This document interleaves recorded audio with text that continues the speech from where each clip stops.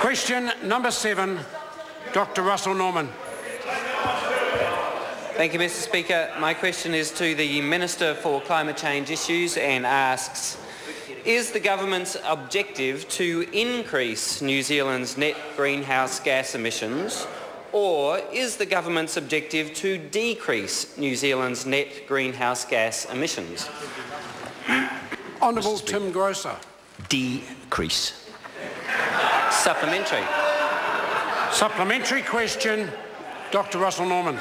In light of that reassuring answer that the objective is to decrease, does he think he's been a successful climate change minister, given that New Zealand's net greenhouse gas emissions have increased by 20% since this government was elected in 2008?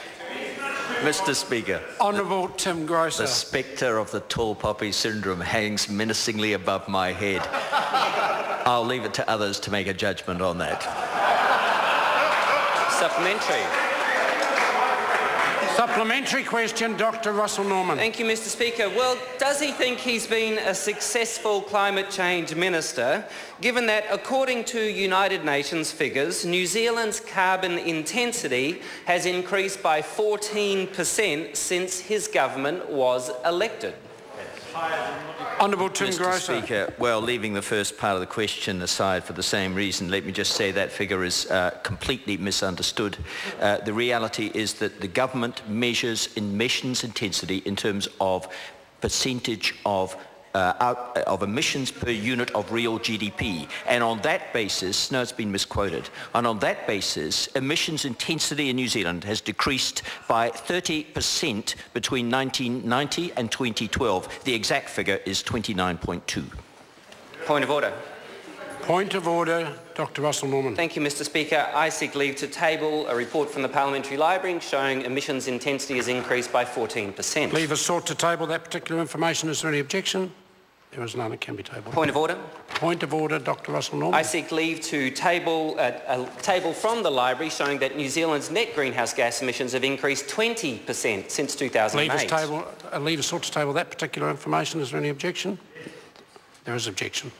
Supplementary. Supplementary question, Dr. Russell Norman. Does he believe he's been successful as a climate change minister, given that the Ministry for the Environment is projecting a further 48% increase in New Zealand's net greenhouse gas emissions in the next decade? Honourable Tim Groser. Mr. Speaker, the government is on track not only to meet its 2008 to 2012 commitment to reduce net emissions to 1990 levels, is absolutely on track to achieve its objective of reducing emissions further to a minimum of -5%. Those are the commitments that we have taken. Those are the commitments that we will meet. Supplementary. Supplementary question, Dr. Russell Norman. Is the government on track to meet its publicly announced target of decreasing emissions by 50% by 2050 in light of the government's own projections that show that emissions will increase by 50% in 1 decade? Honourable Tim Groser. Mr. Speaker, I'm still confident that can be achieved for a number of reasons. Number one, because our forestry cycle will swing sharply back in the other direction to being a sink for carbon emissions after 2030. Secondly, I think this country has got every reason to be optimistic that we will find long-term solutions for 70% of our gross emissions in the longer term, because 50% are agriculture, approximately 48.5 is the exact figure. There is major scientific research coming through that is extremely promising, that should be available on the commercial market in 5 to 10 years. And this country, if you've been listening to the statements Mr. Bridges has been making, is actually ideally placed to make major reductions in transport emissions, which are 20% of New Zealand emissions, when the cost continues to reduce of hybrids and electric vehicles, given the massive share of renewable electricity in our country. So if he's talking about long-term, yes. It's a very long answer. Supplementary question, Dr. Russell Norman. Thank you, Mr. Speaker. This is relevant to my question, Mr. Speaker.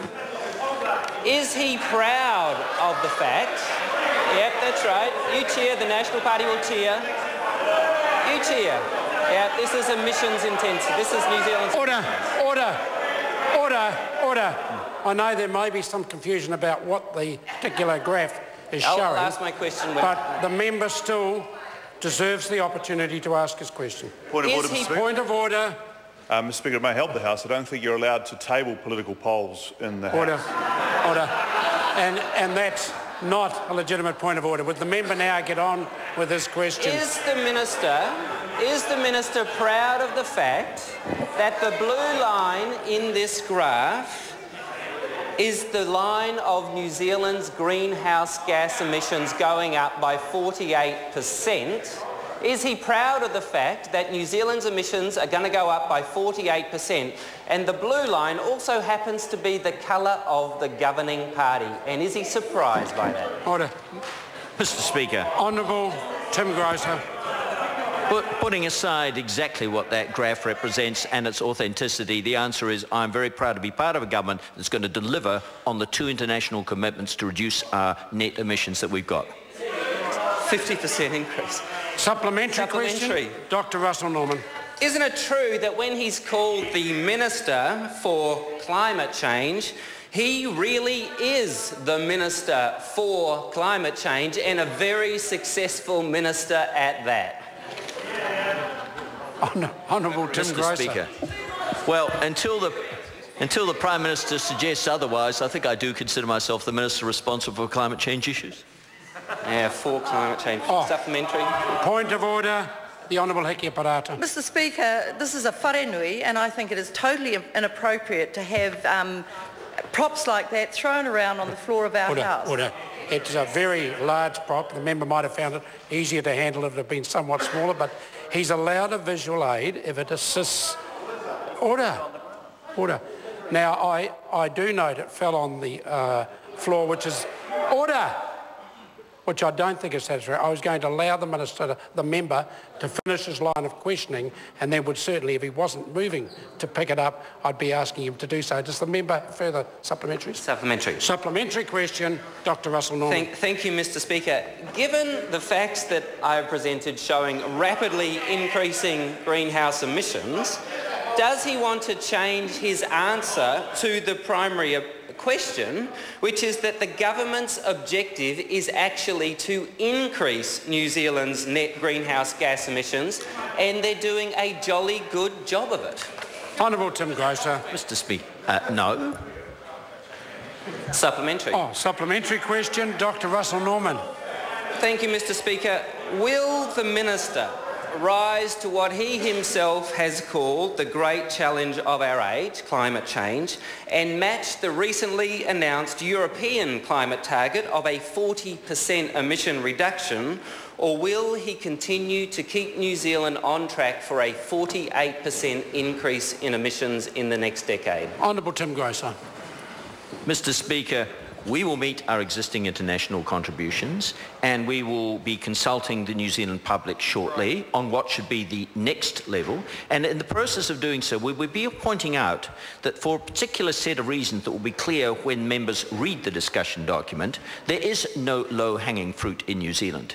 If we look at West Germany, for example, the 25% reduction in gross emissions was achieved almost exclusively prior to the introduction of the European ETS by closing down lignite coal stations in eastern Germany. These soft options do not exist for New Zealand. Nothing. Question number 8, Dr. Shane Reti.